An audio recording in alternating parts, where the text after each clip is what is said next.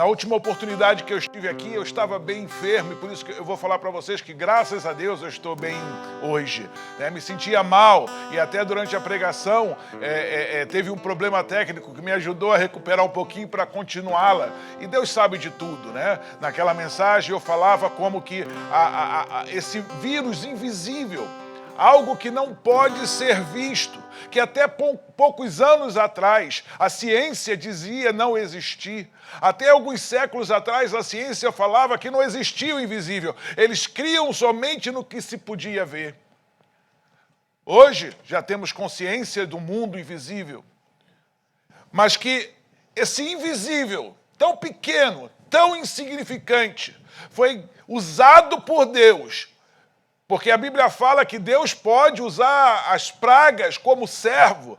Foi usado por Deus para abater 4 grandes deuses dessa terra. O Deus do ouro, da prata, dos estoques, está caído, está prostrado. Do petrodólar, está prostrado. Os deuses que estavam nos estádios de futebol, os deuses que estavam nas arenas de basquete, de beisebol. Olha, onde estão esses deuses agora que eram adorados, que tinham seus nomes ovacionados? Desapareceram, estão trancados dentro de casa. Os deuses dos prazeres, da noitada de sexta-feira, da boate, dos deuses da bebida no bar com os amigos, os deuses dos prostíbulos, estão abatidos, todos encerrados, todos prostrados.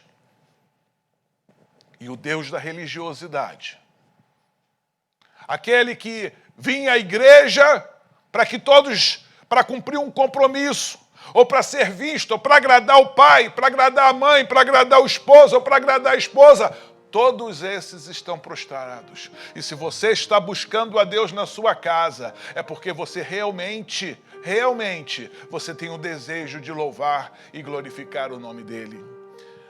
Sempre que passamos por uma crise, quando a nossa vida é abalada pela morte de algum ente querido, ou quando escutamos notícias de furacões, de tornados, de vulcões que estavam adormecidos e que de repente voltaram, e também de tsunamis que matam milhares de pessoas, sempre que escutamos falar sobre isso, muitos se perguntam: aonde está Deus? Onde está Deus? Porque Ele não impediu que essa grande catástrofe ocorresse, porque Ele não interviu no momento, salvando as pessoas que ali estavam. No dia 11 de setembro, nos Estados Unidos, em um ataque terrorista, 3.000 pessoas morreram. No dia 26 de dezembro de 2004, em um único tsunami do Oceano Índico, mais de 200.000 pessoas morreram. Perderam as vidas. Quando essas catástrofes acontecem, novamente, ao redor do mundo, muitos perguntam: será que Deus existe? E se existe, aonde Ele está? Onde Ele está? Onde está Deus que não impede que esse mal venha destruir as nossas vidas? Quantas vezes vocês já viram pessoas negarem a Deus e se justificarem dizendo: se Deus existisse, não haveria fome na terra. Se Deus existisse, uma criança não morreria de câncer, ou não seria atingida pela violência, e muitas vezes violência que vem dos próprios que deveriam defendê-la. Muitos falam isso. Onde está Deus na hora que a sua família, que a minha família é destruída pelo divórcio, pelo adultério, pela violência doméstica? Onde está quando você não tem recursos para pagar as suas contas? Quando cortam a luz, o gás, e você não tem como prover para a sua família? É uma pergunta natural, meu amado. Especialmente vinda daqueles que nunca tiveram uma experiência pessoal com Deus. Nunca ouviram a sua voz. se você nunca sentiu o mover do seu espírito te consolando no meio de uma tempestade, se você nunca se sentiu amado, envolvido, protegido, perdoado, restaurado, revigorado pelo amor de Deus, certamente esta pergunta cabe. Ela faz sentido. Se você não conhece pessoalmente, mas como um Deus distante, essa pergunta é válida. Se você não entende o sacrifício que um pai fez ao enviar o seu filho, mesmo sabendo que ele seria rejeitado e que sofreria tremenda injustiça na mão daqueles que ele veio para livrar. Se você não sabe que esse próprio filho, mesmo sendo Deus, aceitou despir-se de sua glória para se fazer um simples homem mortal como eu e como você. Para entender a sua dor ele veio, para compreender o seu sofrimento e poder sentir as suas lágrimas. Ele viveu as suas aflições. Ele passou pelas mesmas dificuldades. A palavra diz no livro de Hebreus, capítulo 4, verso 15, diz assim: porque não temos um sumo sacerdote que não possa compadecer-se das nossas fraquezas, porém um que, como nós, em tudo foi tentado, mas sem pecado. Ele sofreu tudo que você sofre. Por isso ele entende a sua dor. Ele entende a sua lágrima. Quando ele viu uma viúva que passava no cortejo funerário, carregando o seu único filho, a palavra de Deus fala que ele chorou. Quando ele encontrava os humilhados, os rejeitados, os indignos, os sofridos, a palavra fala que ele ia até eles para consolá-los. Quando ele via os enfermos, a palavra fala que ele os curava. Ele sentiu fome, ele sentiu frio, sentiu solidão, sentiu tristeza. Ele foi decepcionado como você é decepcionado. Também foi traído como você já foi traído. Na sua hora de maior angústia, ele foi abandonado pelos seus melhores amigos, aqueles mais próximos a ele. Na hora da sua angústia, da sua tribulação, todos fugiram. Ele foi rejeitado pelo seu próprio povo. Tudo que você sofre, tudo que você pensa e pode imaginar que passou pela sua vida, que você não merecia, muito mais passou pela dele, porque ele realmente não merecia. Ele, sendo Deus, dono do universo, criador dos céus e da terra, o que tem o fôlego de vida, que sustenta a vida no homem em seu pulmão, e que te dá a vida, permitiu que fizessem com ele tudo que fazem com você. Você não está só na hora da luta, você não está só na hora da angústia, você não está só na hora da tristeza. Ah, meu amado, você não está só porque ele sabe o que você está sentindo. Mentiram contra ele, inventaram contra ele, blasfemaram contra ele, cuspiram nele, bateram, esbofetearam, o chicotearam e, por fim, o crucificaram. Tudo isso injustamente. O próprio homem da cruz, ele disse: estamos aqui por merecermos, mas esse é justo. O próprio bandido da cruz que se arrependeu. Tudo isso injustamente.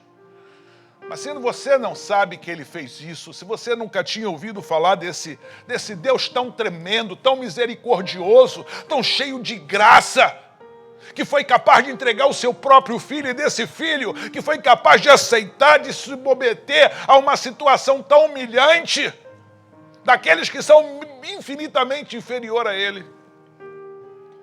Se você não sabe que ele fez tudo isso, fique sabendo que ele fez porque ele te ama, porque ele te ama muito. Mas se você não sabe, a tua pergunta é válida, é muito válida. Eu entendo de onde você está vindo. Eu entendo a tua solidão, a tua falta de compreensão. Ele poderia como Deus, ele poderia ter nascido em um castelo, filho de um rei terreno, e desfrutado os prazeres da riqueza e do poder. Mas como um filho de um simples carpinteiro, foi que ele escolheu vir.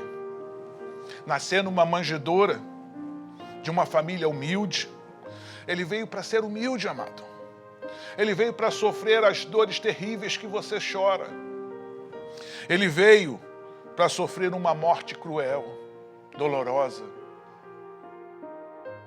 Ele veio para pagar o preço da tua dor. Sem nunca ter cometido um pecado ou erro. Ele veio por você. Se você não sabe que ele aceitou sofrer tudo isso para que você... Se você não sabe, ele aceitou sofrer tudo isso com uma finalidade. Para que você pudesse conhecê-lo.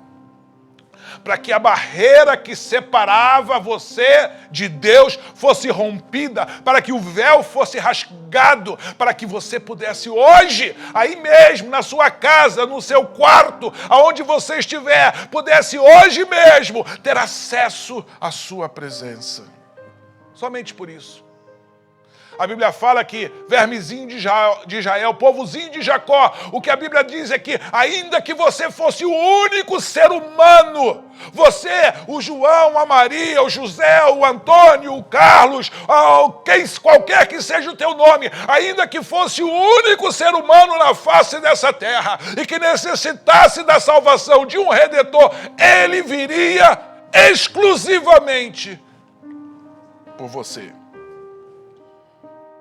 Ele aceitou sofrer tudo isso por você, para que você pudesse conhecê-lo, para que você pudesse ser perdoado por ele. Quantas vezes você mesmo lembra do seu passado, de coisas que você fez, de coisas que você cometeu e você se arrepende no seu coração e se envergonha?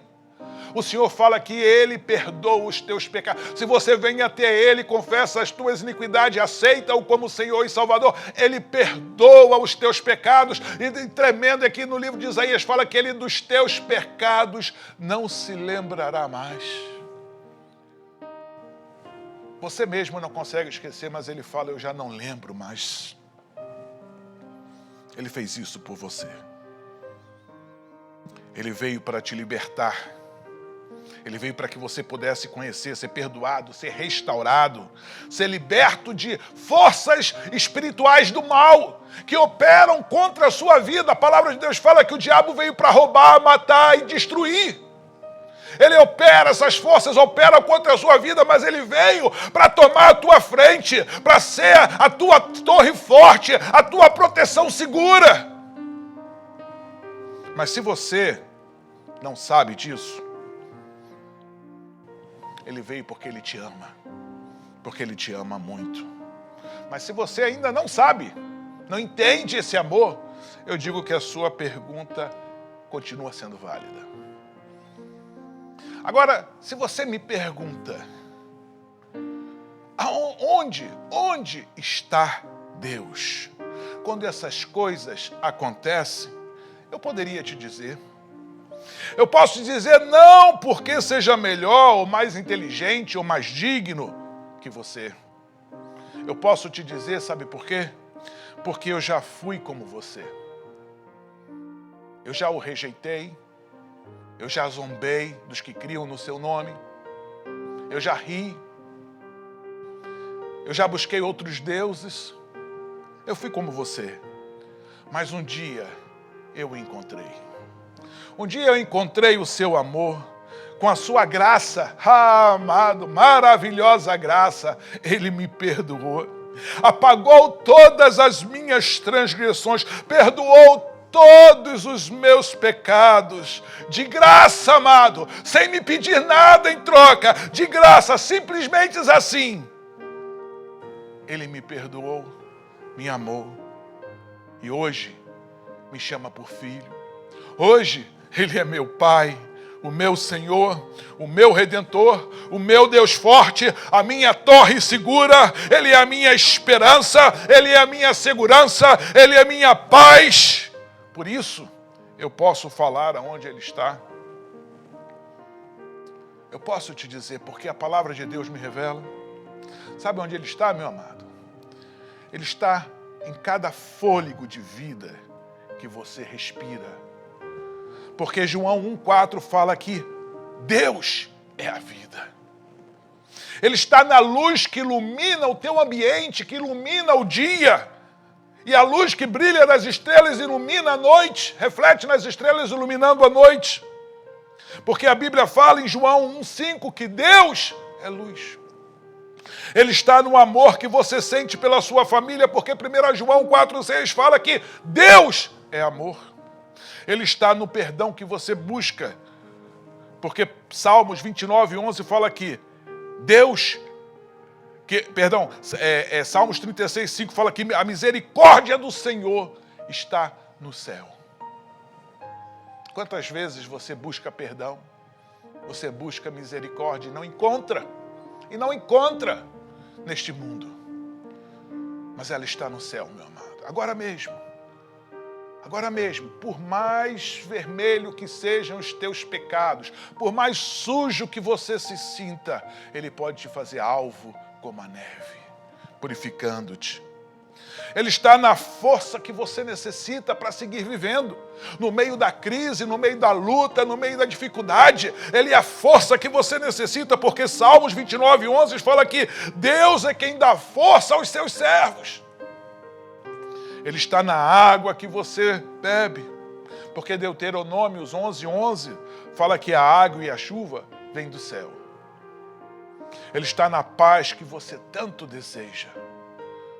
Quanta falta de paz existe nesse mundo. Quantas pessoas buscam nos prazeres encontrar um pouco de paz, na bebida encontrar um pouco de paz, mas depois voltam à mesma realidade. Mas Ele é a paz que você busca. Porque a Bíblia fala no livro de Isaías, capítulo 9, versículo 6, que Jesus Cristo é o príncipe da paz. Ele está em tudo de bom que você possa viver, tudo de bom que você desfruta nesta terra, toda a alegria, o sorriso dos seus filhos, a noite tranquila de sono, o alimento que você come, o teto sobre a sua cabeça, tudo isso é porque Deus criou algo para você, é porque Deus te protegeu e porque Deus tem um plano para a sua vida, porque Deus te ama.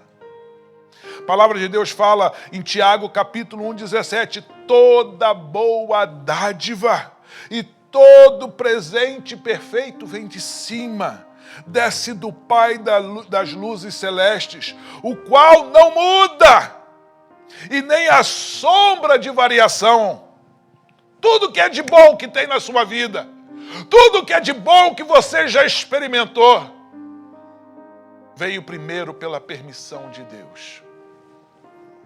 Todos os recursos que você tem, toda a riqueza que você tem, vem pela permissão de Deus. Ele está... Sabe onde que Deus está? Está com o quebrantado, com o humilde de espírito, com um coração grato, com um coração contrito. A palavra dele, no livro de Isaías, Salmo 51, fala que o coração contrito Deus não despreza. E ele habita, Isaías 57, versículo 15, fala assim, porque assim diz o alto e o sublime, que habita na eternidade e cujo nome é santo. Em el alto e santo lugar habito, e também com o contrito e abatido de espírito, para vivificar o espírito dos abatidos e para vivificar o coração dos contritos. Você está quebrantado, desanimado, triste, preocupado, angustiado. Ele está aí, ao seu lado, e você não pode vê-lo muitas vezes. Ele está com você nos momentos das suas aflições, no momento de qualquer aflição que o mundo pode trazer sobre a sua vida. Ele está com você, porque em João 16:33, ele diz, Jesus fala, que podemos ter paz nele, porque ele venceu o mundo. Ele está guardando os seus servos, porque em Isaías 43, de 1 a 3, fala assim, mas agora sim diz o Senhor que te criou, ó Jacó, e que te formou, ó Israel. Não temas, porque eu te redimi. Chamei-te pelo teu nome, tu és meu. Quando passares pelas águas, podem ser águas da aflição, águas da angústia, águas da preocupação, da insegurança, do medo. Quando passares pelas águas, estarei contigo. E quando pelos rios, eles não te submergirão. Quando passares pelo fogo, não te queimarás, nem a chama arderá em ti, porque eu sou o Senhor, eu sou o teu Deus, o Santo de Israel, o teu Salvador. Ele está contigo. Ele está aí, de braços abertos. Eis que estou contigo todos os dias. Se você crê no seu nome, Ele está aí contigo. Se você não crê no seu nome ainda, nunca entregou a sua vida a Ele, Ele está aí contigo com os braços abertos para recebê-lo. Talvez Ele não possa operar porque você o rejeita, mas Ele está com os braços abertos para receber aonde você está. Mas por fim, você quer saber mesmo aonde Deus está? Eu vou te falar. Deus está no controle de tudo. De tudo. O inimigo, para fazer qualquer coisa, tem que ter a permissão de Deus. Quando ele foi perseguir um servo de Deus, ele teve que primeiro pedir a permissão, e Deus foi limitando até onde ele podia ir. E aí, vai um pouquinho mais, ele ia até ali. Porque até para tocar no servo do Senhor, Deus está no controle. Deus está no controle. Esse vírus que tem abatido os deuses dessa terra está no controle do propósito de Deus. E eu queria ler um texto que está em Isaías, para você ver que Deus tem controle de tudo. Isaías 24. Isaías 24, vamos ler de 1 a 6. Diz assim: eis que o Senhor esvazia a terra e a desola, e transtorna a sua superfície, e dispersa os seus moradores. E o que suceder ao povo, sucederá ao sacerdote, ao servo como ao seu senhor, à serva como à sua senhora, ao comprador como ao vendedor, ao que empresta como o que toma emprestado, ao que dá com usura como ao que paga com usura. Ou seja, todos estarão no mesmo barco. O que acontecer com o servo vai acontecer com o Senhor, com o rico, com o pobre. Tudo no mesmo barco. De todo se esvaziará a terra e de toda será saqueada. Olha como estamos sendo saqueados, os patrimônios, as riquezas, os PIBs das nações estão caindo. Porque o Senhor pronunciou esta palavra. A terra pranteia e se murcha. O mundo enfraquece e se murcha. Enfraquecem os mais altos do povo da terra. Na verdade, a terra está contaminada por causa dos seus moradores, porquanto transgrediram as leis, mudam os estatutos e quebram as alianças eternas. Por isso a maldição consome a terra, e os que habitam nelas serão desolados. Mudam os estatutos e quebram alianças eternas. Deus está mandando um alerta aos habitantes desse planeta. Deus está dizendo: chega, está chegando a hora. O cálice está transbordando. Isaías 46, 5 e 12 fala: a quem me farei semelhante? E com quem me igualareis e me comparareis para que sejamos semelhantes? Gastam o ouro da bolsa e pesam a prata nas balanças, assalariam os ourives, e ele faz um Deus e diante dele se prostram e se inclinam. Aqui já está falando sobre as riquezas, sobre os deuses desse mundo. Sobre os ombros o tomam, o levam e o põem no seu lugar. Ali está, no seu lugar onde não se move. E se recorrem a ele, resposta nenhuma dá, nem livra ninguém da sua tribulação. Qual é o seu Deus? A que imagem você tem crido? A que imagem você tem se curvado? Pois a palavra de Deus fala que as imagens não têm vida, não têm fôlego de vida e não podem socorrer aos que buscam. Lembrai-vos disso e tende ânimo. Reconduzi-vos ao coração, ó prevaricadores. Lembrai-vos das coisas passadas desde a antiguidade, que eu sou Deus e não há outro Deus, não há outro semelhante a mim, que anuncio o fim desde o princípio. Desde a antiguidade, as coisas que sucederão.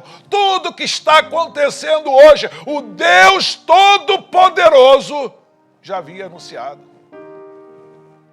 E aí ele termina no versículo 12 dizendo: ouvi-me, ó duros de coração, vós que está longe da justiça. Ouvi-me, escute. Dê ouvido à minha palavra, você que tem me negado, que tem me rejeitado, que tem tentado mudar os meus estatutos, tem tentado quebrar as minhas alianças. Escute! Isso é apenas um alerta. É apenas um pequeno alerta. Que é tempo do homem se humilhar. Deus está chamando o homem ao arrependimento. Então, na verdade, a pergunta certa não seria onde Deus está, porque Ele está em todos os lugares. Ele é a vida, Ele é o ar que você respira, é a luz que te ilumina, Ele é o que controla as forças da natureza, Ele é o que controla o dia que você nasce, o dia que você morre, Ele é o que dá a chuva para que a terra possa produzir alimentos. Ele é o que põe as riquezas no solo da terra para que o homem possa criar riquezas. Ele está em tudo quanto é lugar. A pergunta certa, na verdade, é: onde estava você? Onde você estava? Porque a palavra de Deus, nós lemos que Ele é inabalável, não há sombra de mudança, Ele sempre esteve aí. Ao seu lado. Não há nenhuma variação nele. Agora a pergunta é: onde estava você quando não lhe faltava o pão? Onde estava você quando a sua saúde era boa? Quando a sua família estava unida? Onde você estava quando o teu emprego era seguro? Quando o teu sustento era certo?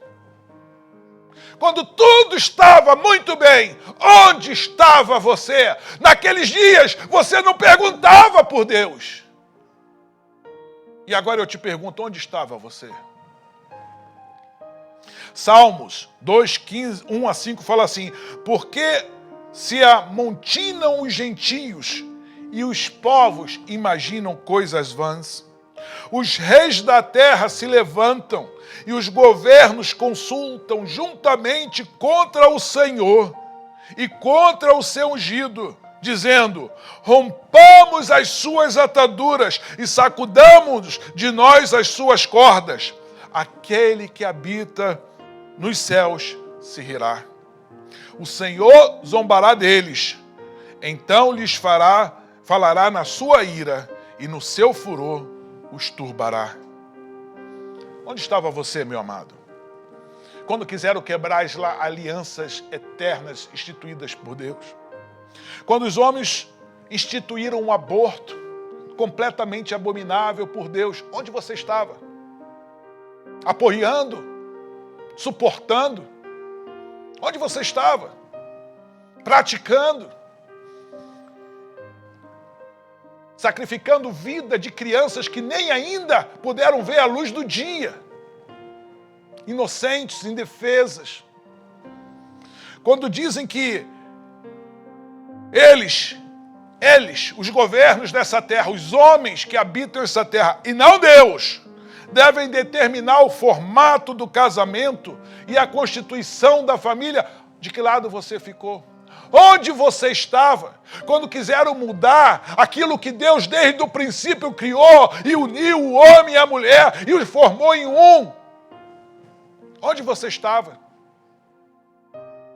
Onde você estava? Quando todas essas coisas, todas essas violências contra a obra de Deus, contra os servos de Deus eram perseguidos, onde você estava? Onde você estava quando, através de um aparelho de televisão na sua casa, entrava blasfêmias, usava o nome do Senhor em vão, e você ria junto com seus filhos e com seus amigos? Onde você estava quando ele te enviava um mensageiro para anunciar a sua misericórdia, para anunciar o seu amor, para anunciar a sua graça e para te chamar ao arrependimento, e você zombava? E você zombava do servo do Senhor. Agora, depois de ser tão desprezado, que ele retira um pouquinho da sua proteção, muitos estão a reclamar e dizer: onde está Deus? Onde está Deus? Até hoje eu não vi um ateu que na hora da morte não clamasse por Deus. O próprio inventor, criador e pai da teoria da evolução, no seu leito de morte, clamor por misericórdia, pedindo perdão. E agora Deus pergunta para você: onde você está? Ele está aí contigo, com os braços abertos, para que você o aceite como Senhor das suas vidas.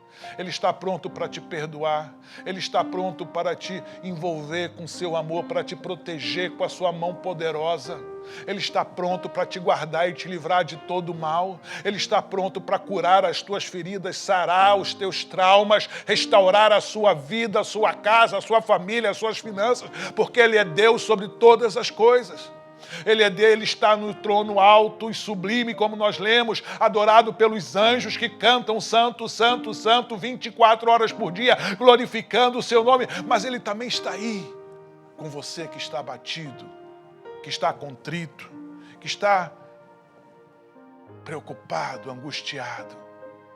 Basta você chamá-lo, se curvar diante dele. Ele quer tocar na sua vida. Deus, sendo todo-poderoso, Ele permitiu que algumas coisas influenciassem na vida aqui da terra. Efésios 3:20 fala que, ora, aquele que é poderoso para fazer tudo muito mais abundantemente além daquilo que pedimos ou pensamos, segundo o poder que em nós opera. Olha que coisa tremenda, que Deus é poderoso para fazer muito mais abundantemente além daquilo que pedimos ou pensamos.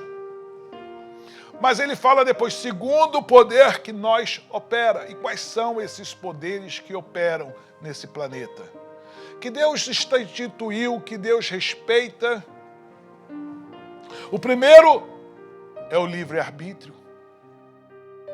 A Bíblia fala no livro de Apocalipse que Deus está à porta e bate. Ele não é ladrão, Ele não é invasor, Ele não vai invadir a sua vida. Você precisa abrir a porta para que Ele entre, ceie contigo, para que Ele entre e modifique a sua casa, mude a sua vida. Mas o livre-arbítrio é uma lei que Ele te deu e Ele vai respeitá-la. É um direito que Ele te deu e Ele vai respeitá-lo. É pelo livre-arbítrio que nós podemos entender que, ainda que Deus tivesse feito, quando as pessoas falam, por que tem tanta fome? Eu digo, ainda que Deus tivesse feito um planeta 10 vezes maior, 10 vezes mais rico, todavia, nós iríamos ter, se hoje temos pessoas com 100 bilhões de dólares, íamos ter pessoas com 1 trilhão de dólares. mas o faminto ia seguir sendo faminto.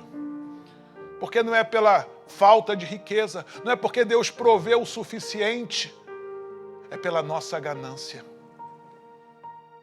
Compramos mais do que precisamos, trazemos para os nossos países mais do que necessitamos, sem nos preocupar que talvez falte para o próximo. Você vê quando eu vi nesses dias, pré-coronavírus, né, o anúncio, o medo, o pavor, as pessoas brigando por sacos de papel higiênico, como se pudessem estar protegidos pelo papel higiênico. É a ganância. Alguns enchendo quartos inteiros, enquanto outros não têm nem o arroz para comer. É o livre-arbítrio. É a nossa fé. Você precisa crer nele. Deus opera na sua vida através da sua fé. Você precisa aceitá-lo como Senhor e Salvador. A Bíblia fala que em Hebreus 4:2, seja conforme a vossa fé. Em Hebreus 4:2 fala que uns eram abençoados ao ouvirem a mensagem, outros não. Porque os que foram abençoados foram aqueles que ouviram com fé, que creram na mensagem, que creram na palavra de Deus. Outra lei que opera é a lei da natureza e do tempo. Foi criada por Deus. Gravidade foi criada por Deus. Se você pular de um prédio, você vai cair. A lei da semeadura, da semente e da semeadura, conforme a sua própria espécie, foi criado por Deus.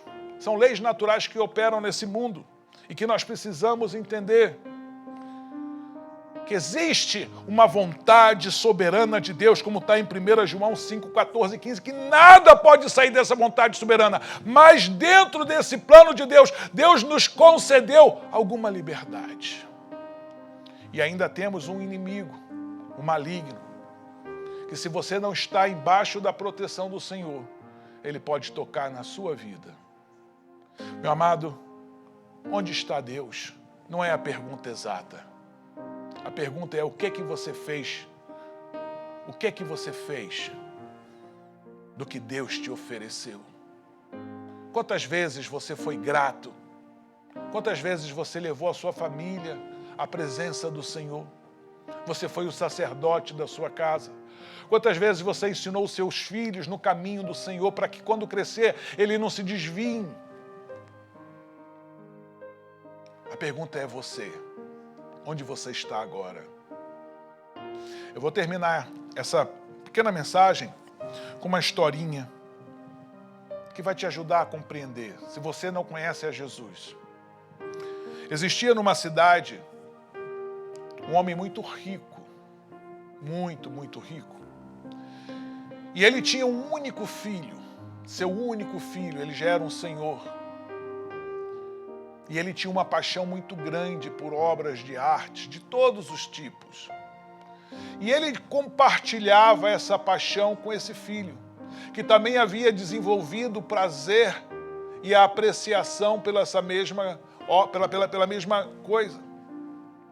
Então, no castelo que eles moravam, na mansão que eles moravam, num quarto muito grande, que era praticamente todo o segundo piso, eles tinham uma verdadeira galeria de artes. E de um lado ficavam todas as obras do filho, e do outro lado todas as obras pertencentes ao pai.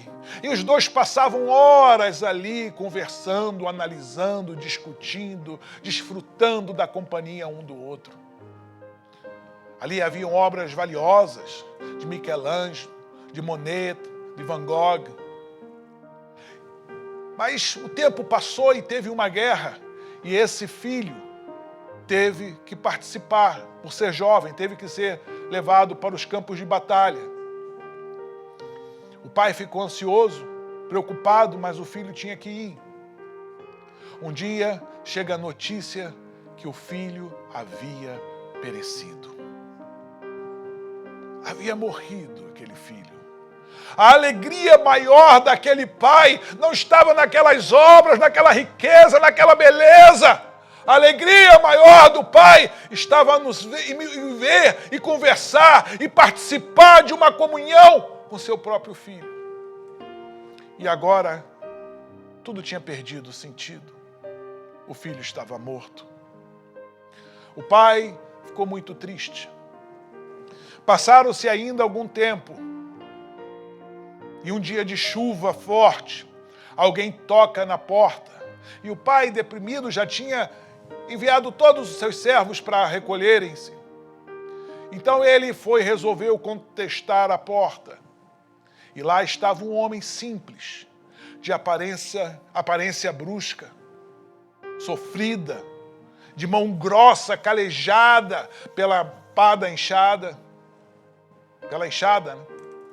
De arar a terra. E aí esse homem, com um embrulho, tinha um embrulho embaixo do braço, envolvido em papel de jornal, e voltou-se para aquele senhor riquíssimo e disse: Senhor, eu sou o homem que o seu filho salvou a vida no momento em que ele morreu. Quando eu estava caído, ferido, no campo, ele se arrastou até lá, me carregou nos ombros e me trouxe de volta para Porto Seguro. Porém, quando estávamos para entrar no local, na nossa trincheira, uma bala o acertou e caímos os dois na trincheira. Ele morto e eu vivo. Senhor, o seu filho sempre me falou de ti. Ele sempre me falou do seu amor pelas artes. E eu não sou um grande pintor, não sou um grande artista, mas eu fiz esse retrato e eu queria entregar-lhe. E o pai abriu aquele jornal, aquele retrato, e ele pôde ver aquela obra grosseira, simples, com traços sem requintura, sem qualidade, mas era o retrato do seu filho. O pai, com lágrimas nos olhos, agradeceu aquele homem, foi para a sua galeria de arte, onde do lado esquerdo estavam as obras do filho, do lado direito as obras do pai. No centro, ele colocou o retrato do seu filho. E o tempo passou e aquele homem sem herdeiro veio a falecer. E por ser conhecido como o maior colecionador de todo o mundo, muitos vieram de várias partes ou enviaram seus representantes que, através do telefone, vinham para tentar adquirir, em um leilão que foi anunciado, algumas daquelas grandes obras famosas, obras centenárias. Estavam todas expostas ali para que os compradores pudessem analisá-las, e todos estavam ansiosos para o começo do leilão, para ver se podia adquirir alguma daquelas grandes obras. Porém, no meio aqui tinha um pequeno quadro coberto por pano. E o leiloeiro chegou e falou assim: vamos dar início ao leilão. E mandou que descobrisse aquele primeiro quadro. Quando foi descoberto aquele primeiro quadro, os grandes especialistas, analistas que entendiam de obra de artes, riram e falaram: mas o que é isso? Esse quadro não tem valor algum. Esse quadro não é de nenhuma Monet, não é de nenhum Van Gogh, não é de ninguém importante, não é de Davi, não é de ninguém.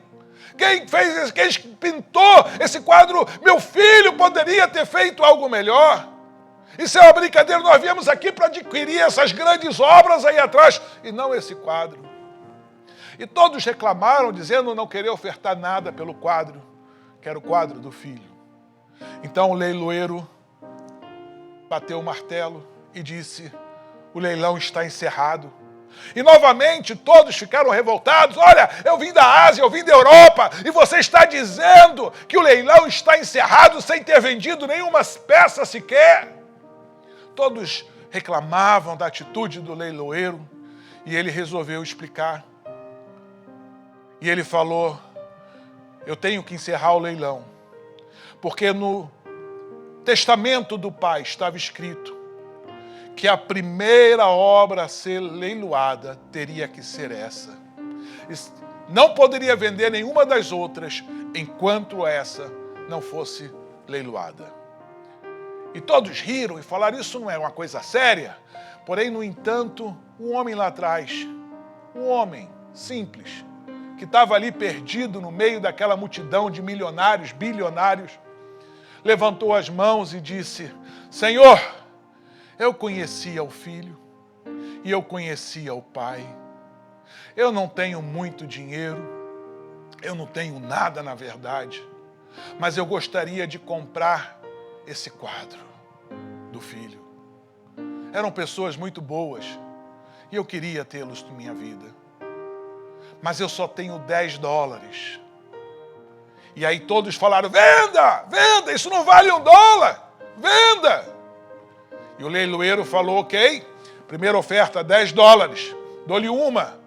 E todos já se arrumando, esperando para vir a próxima obra, dou-lhe 2. Silêncio na casa, dou-lhe 3, pum, vendido para o Senhor, e atrás o quadro por $10. Aí todos, agora vai começar o leilão de verdade.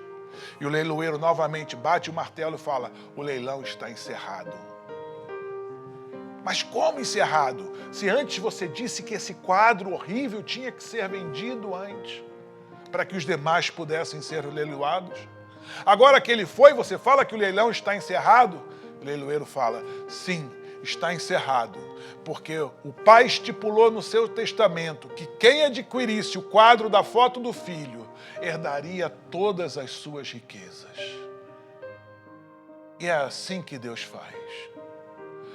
O filho veio. A Bíblia fala que nele não tinha aparência nenhuma. O tiveram por pouco, por coisas sem nenhum valor, por coisa insignificante. Mas o pai diz que aquele que recebe o filho herda o seu reino eterno. Se você nunca herdou, se você nunca aceitou, eu gostaria que você, aí onde você está, que você falasse com Deus, curvasse a sua cabeça, que eu quero orar por você. Eu quero interceder pela sua vida. Diga comigo, aí onde você está, Senhor Jesus, perdoa os meus pecados, apague as minhas transgressões. Eu te aceito, Senhor, como meu Deus, como meu Rei, como meu Salvador. Eu declaro que eu creio na tua obra e te entrego a minha vida para te servir e para te glorificar. Em nome de Jesus. Amém. Pai amado, agora eu quero orar por você. Pai amado, em nome de Jesus.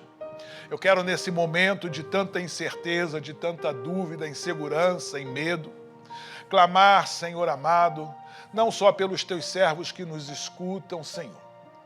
Ó Deus, mas por todos, ó Deus, que nesse momento ainda não te conheciam, Senhor. E que hoje, ó Deus, através de uma decisão, aí na casa onde estão, puderam entregar as suas vidas e te reconheceram como único e suficiente Salvador de suas almas.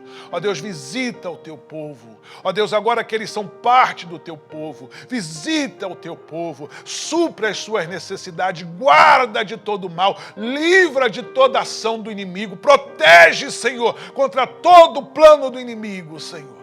Guarda de toda praga, protege os seus filhos, protege as suas casas, em o nome de Jesus Cristo, Senhor. Porque nós declaramos, Senhor, que a nossa fé está em Ti, Senhor. Obedecemos as regras de distanciamento, obedecemos as regras impostas pelas leis humanas, porque Tu nos orienta e assim devemos fazer, e não seremos rebeldes. Mas a nossa confiança vem do Senhor, o nosso Redentor e o nosso Salvador. Que Deus te abençoe, meu amado, em nome de Jesus.